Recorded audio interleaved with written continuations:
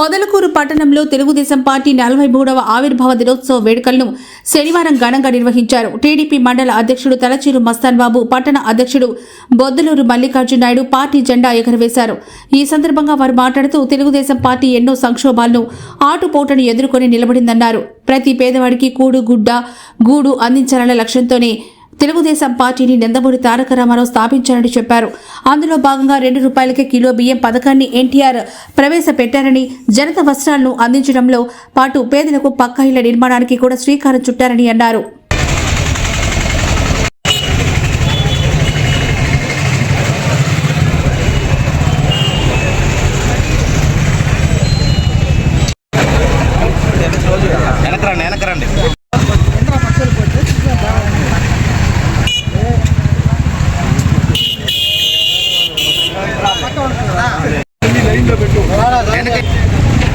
ఇచ్చిండి కొద్దిగా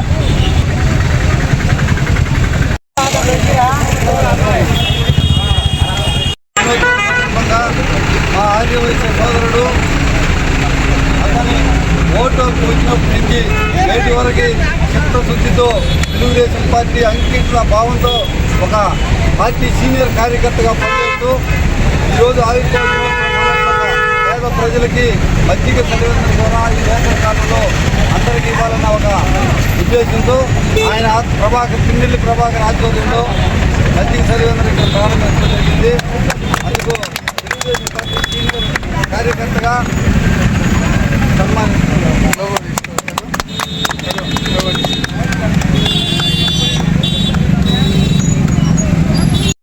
పొదలకూరు మండలంలో తెలుగుదేశం పార్టీ 43వ ఆవిర్భావ దినోత్సవం సందర్భంగా ఘనంగా నిర్వహించడం జరిగింది. సోదరుడు తెలుగుదేశం పార్టీ సీనియర్ తెలుగు యువత నాయకుడు పిన్నెల్లి ప్రభాకర్ ఆధ్వర్యంలో ఈరోజు పార్టీ ఆవిర్భావ దినోత్సవం సందర్భంగా మజ్జిగ చలివేంద్రాన్ని ఏర్పాటు చేసి ఈరోజంతా టౌన్లో పేద ప్రజలకి మజ్జిగని పంపిణీ చేయడం జరుగుతూ ఉంది.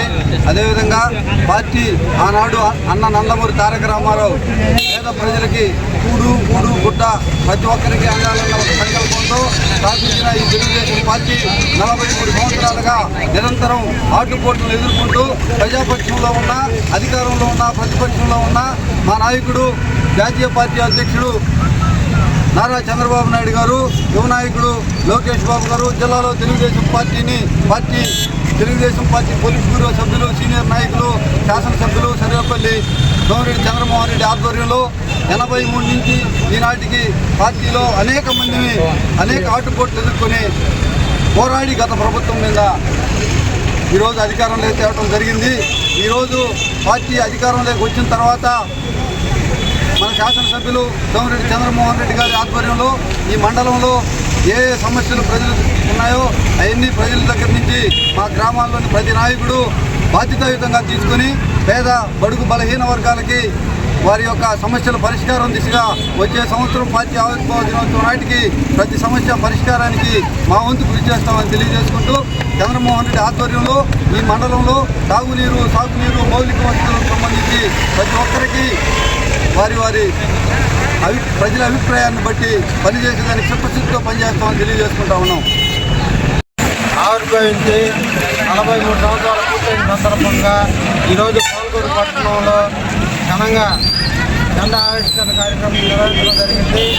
దానిలో భాగంగా ఆర్యవైశ్యులు పిన్నెల్లి ప్రభాకర్ గారు ఈరోజు మజ్జిగ చలివేంద్రం ఏర్పాటు చేసి ఈరోజు సహాయం తీర్చేదానికి కృషి చేశారు.